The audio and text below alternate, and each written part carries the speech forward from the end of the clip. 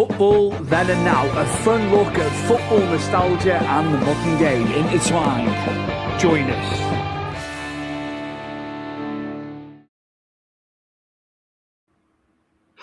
Welcome to a festive edition of Football Then and Now, a nostalgic look at football, and as with today's episode, we are covering current topics in the world of football. I am Stu Palmer. I'm waiting in the wings. He's back. He is back now. It is my co-host and cousin Chris Hume back on the show for episode 94. It's getting close to the 100 mark now, isn't it? It's crazy. Obviously, we did it before with Big Fight Weekly. Well, no, we didn't actually, did we? We got close, I guess.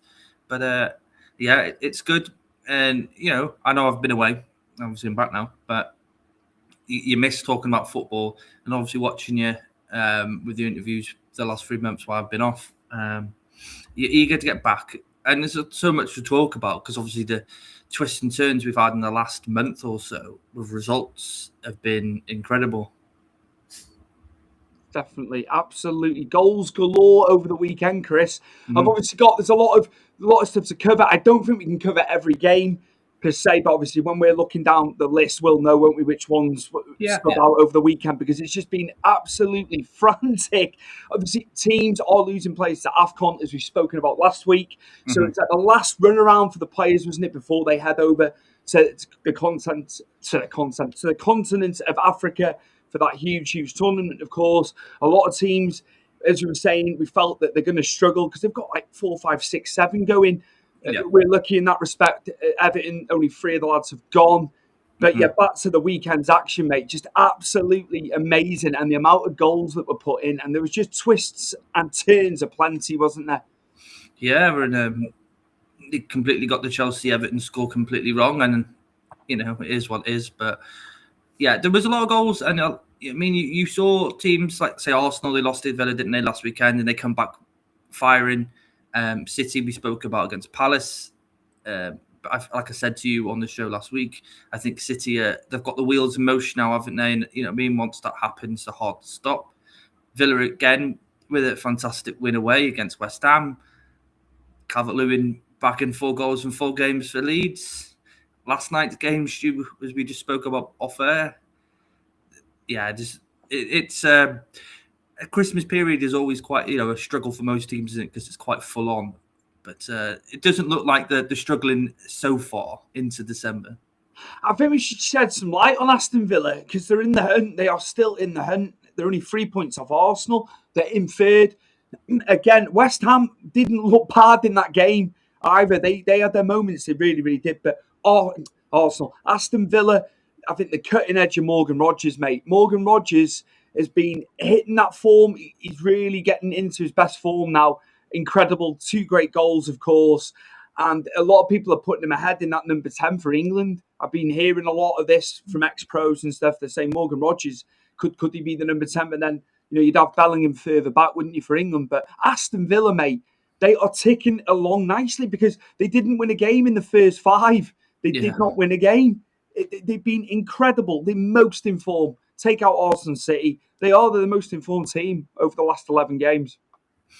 The thing is, obviously, we spoke about last season in the Champions League run and what a highlight that would have been for Villa fans.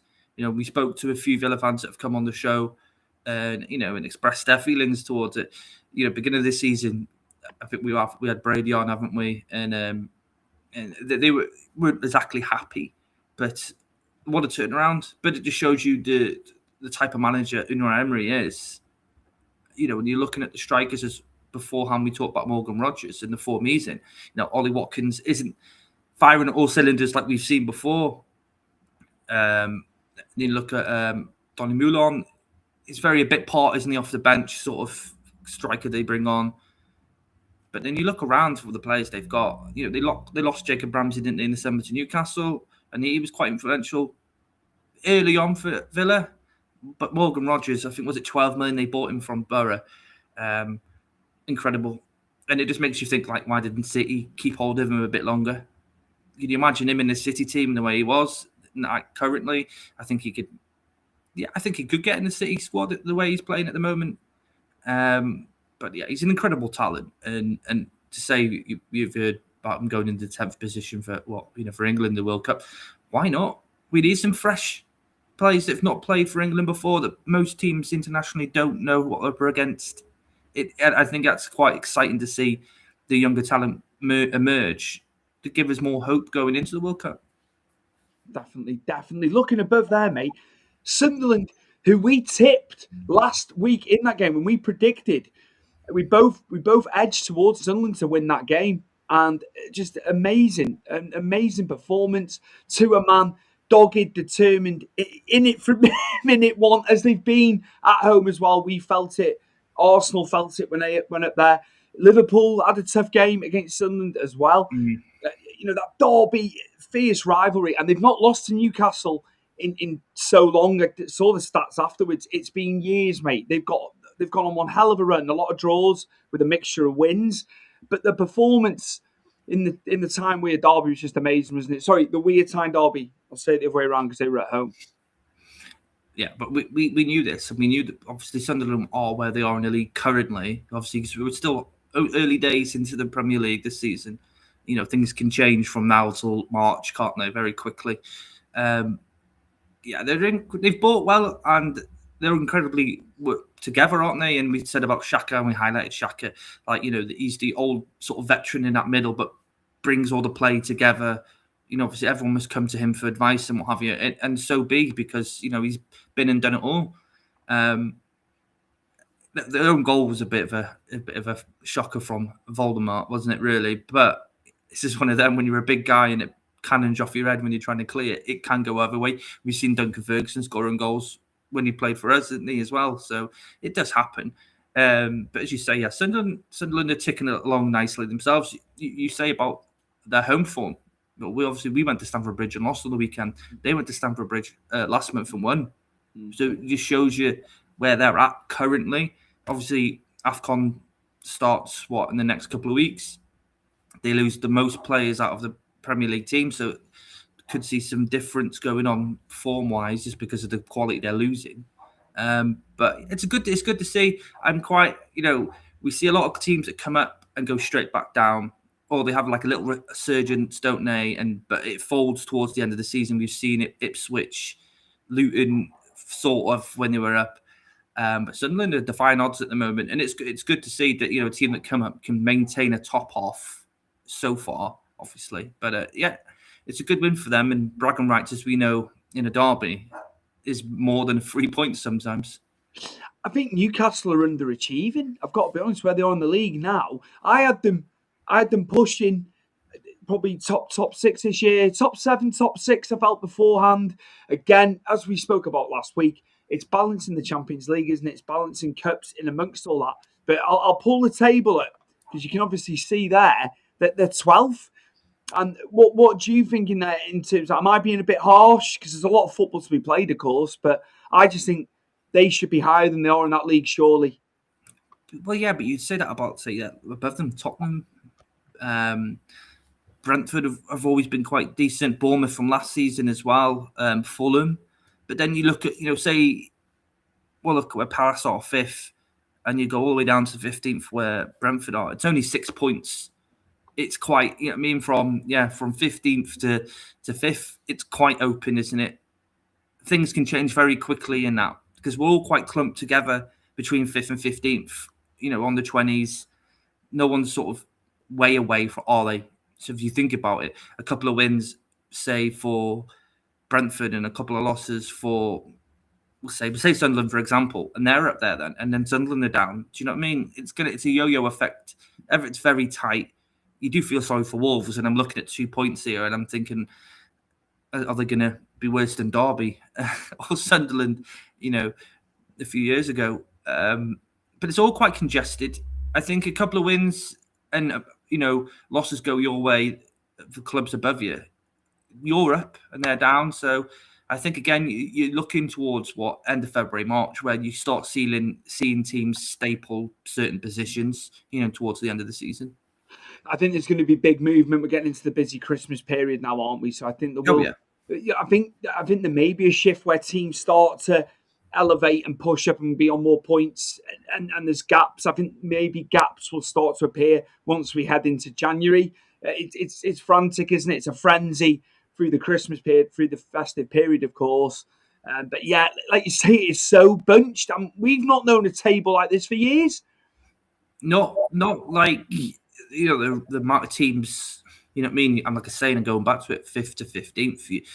There's so many teams in amongst that could easily be where Palace are right now. For if they get a couple of wins under the belt, and say Palace lose a couple more now after the City loss, it's open. It's very open, and but it's good and it's enjoyable.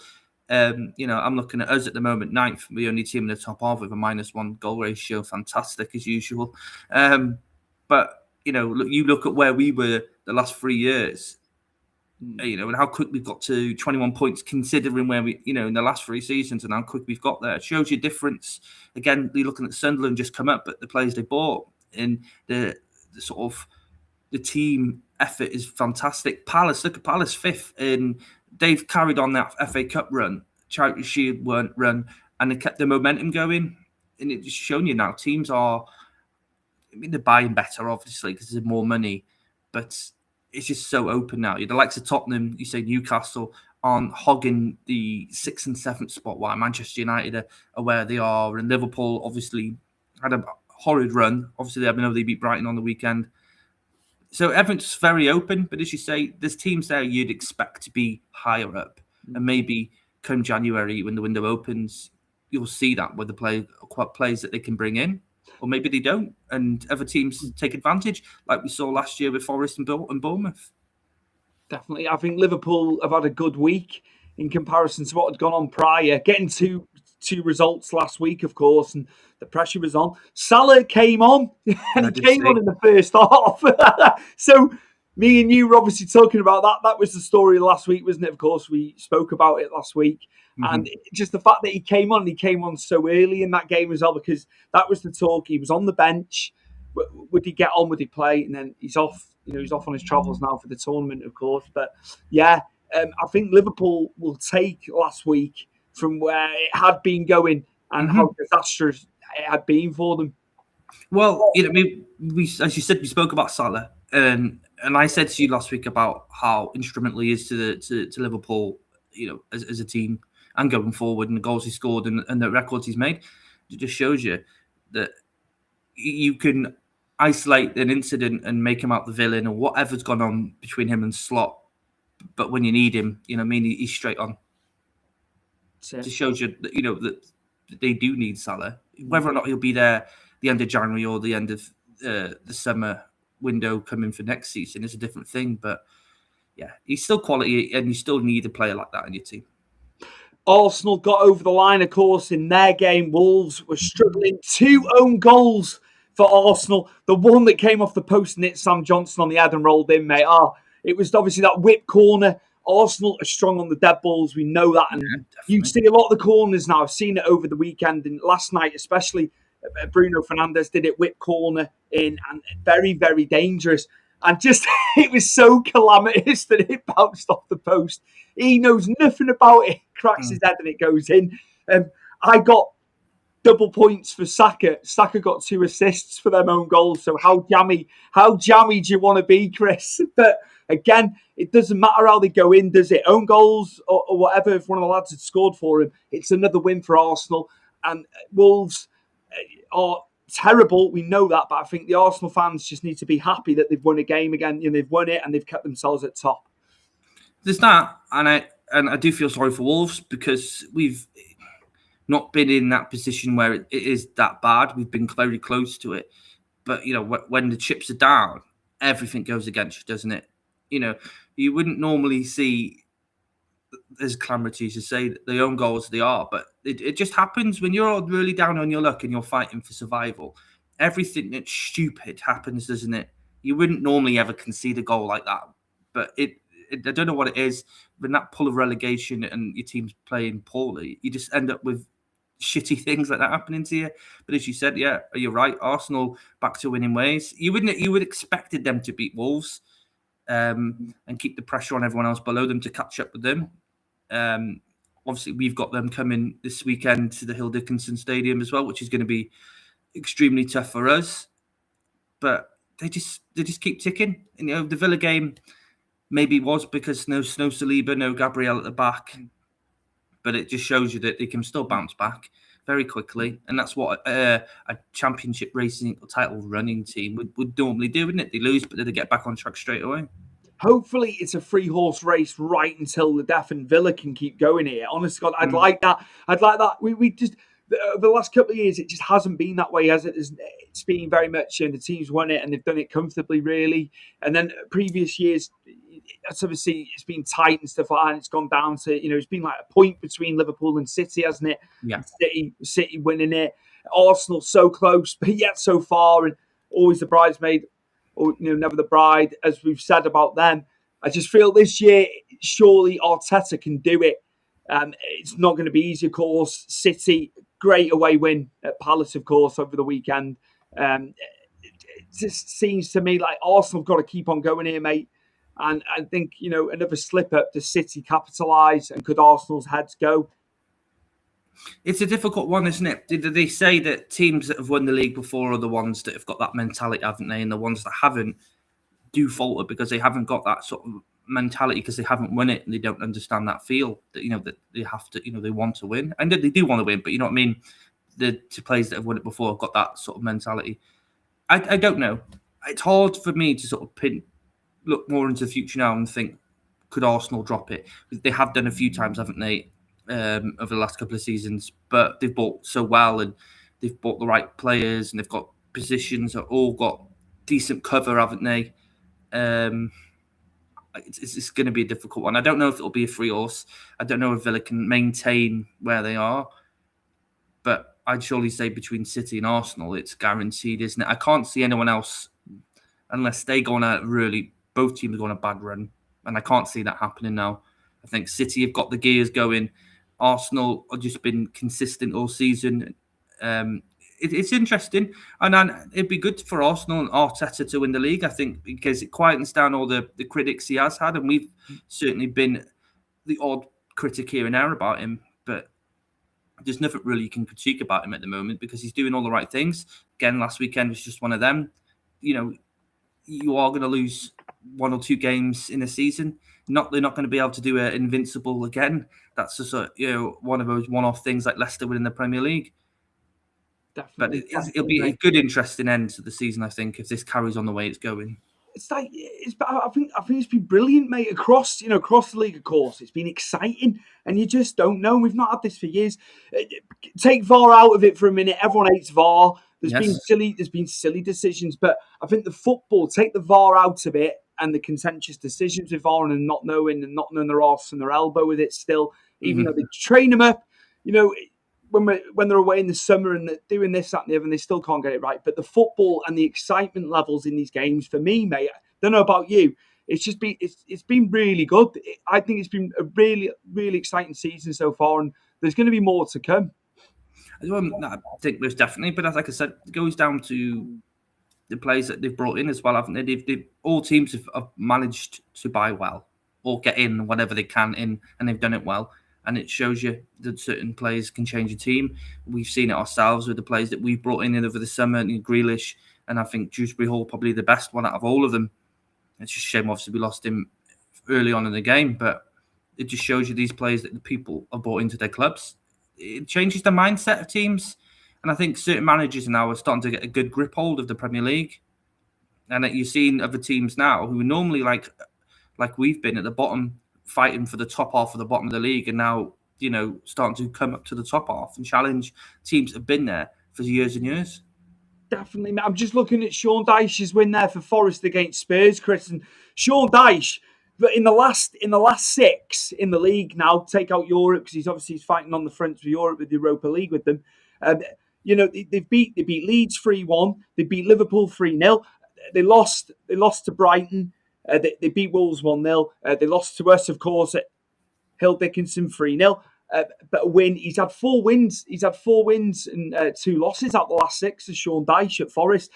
Would I be right in thinking, in my opinion, I think he's got a better squad on paper with Forest than what he had at Everton, the players he had.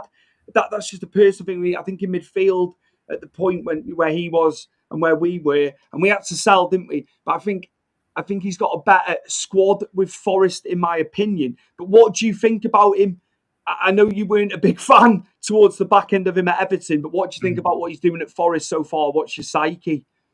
I completely agree. He did have a better. You can't disagree. You look at both teams on paper for when. Obviously now, currently at Forest, in the 18 months he was with us, of course they had a better squad. They've spent a lot of money in the summer, don't forget, and they brought in a lot of talent. So yeah, he's got a lot at his disposal. We didn't have that when we lost players, didn't we? As you say, Richarlison had to go because we had to sell. He didn't really like Onana, did he, from when Lampard bought him, and that sort of fizzled and he went to Villa. He didn't really get certain players right, like Njai didn't really twig with him, did he really, until Moyes come back and changed it, and look at the way Njai is now. It's just one of them. I don't think he suited the players that we had at the time. Where Forest, yeah, I think he does suit it, and he can mix and matches quite slow approach, different from the back, isn't it? And work that way. But he's got players that can change games. Gibbs White, obviously, is incredible talent. And it shows that, when you've got a player like that, you can lean on him a lot more. Well, we didn't really have that when he was with us, really. We didn't have anyone that could change the game like that, could we? Where there's abundance of players at Forest that can do so. And he's doing well. And you got to give him props. He's he still says the same old crap that comes out of his mouth every time he gets a microphone near his gravelly mouth. But he's a solid manager for that type. If you need to stay in the Premier League and dig your heels in, he's very good at that. And and he did well enough for us. And I don't forget it. I don't like him as a manager per se, because it was probably the most shocking football I've watched in a very long time when he was our manager. But at the end of the day, he's doing well enough at Forest, as you say. He's only lost 2. And he's beaten some very big teams in the process. And he's not beating them, 1-0, 2-0. He's 3 and 4. So, yeah, props to him. I don't see him probably being a manager in 12 months' time, aren't you? But not with the chairman, mate. Oh, God, my days, that guy, you wouldn't want to be working for him, would you? So, yeah, anybody who takes that job on off the back of what's happened previously with Poch, of course, and Nuno was doing well. And then look at Nuno now at West Ham.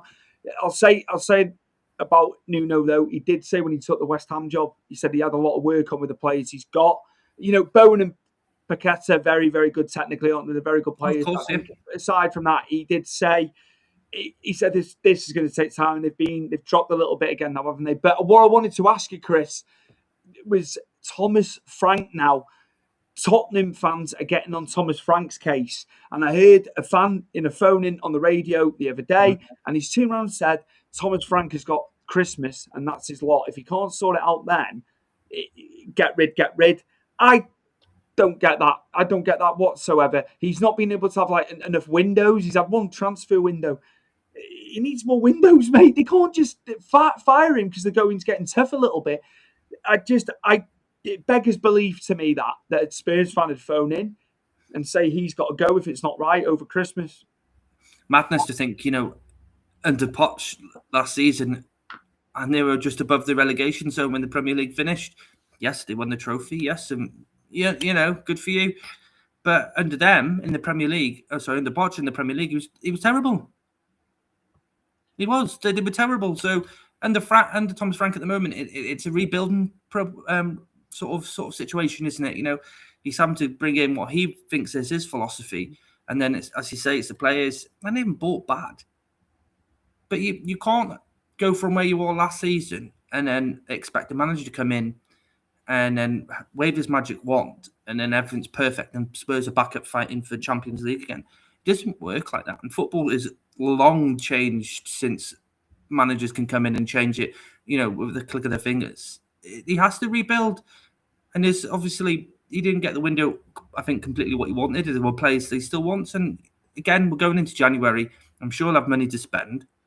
They don't have Daniel Levy, string pulling anymore, do they? So maybe they'll be a bit more open to, spend a bit more money. I think he's fine. You got to give him at least 2 seasons to work everything out. They're not in dire need. They're not struggling. They're not fighting relegation. The bottom half of the top half of the bottom half of the league, pretty much. So you can't go 4 months, 5 months in and go, unless it's unbelievably dire. Victor Pereira sort of unbelievably dire. Do you know what I mean? Which is understandable why you get rid, but give the guy a chance.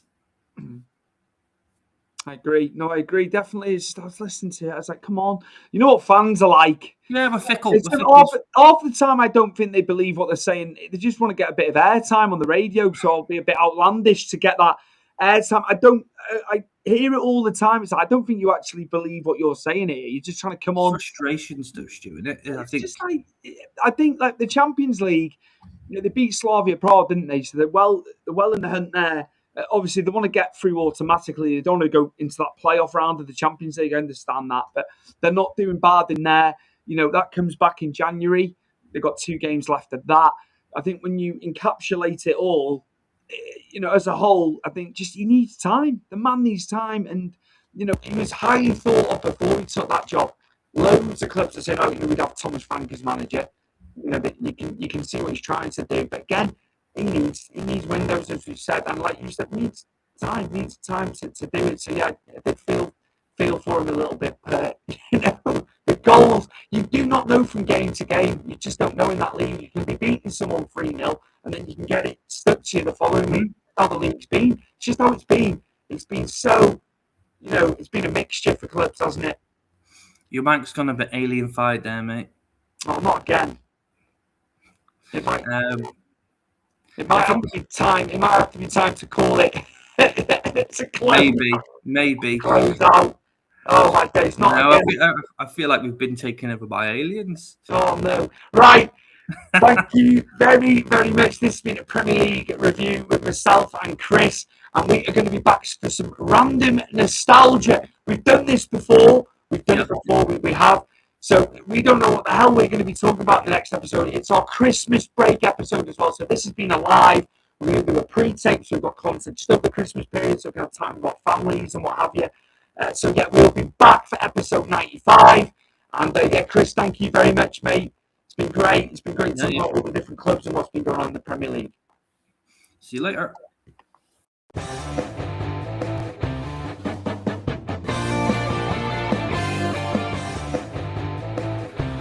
Football then and now, a fun look at football nostalgia and the modern game intertwined. Join us.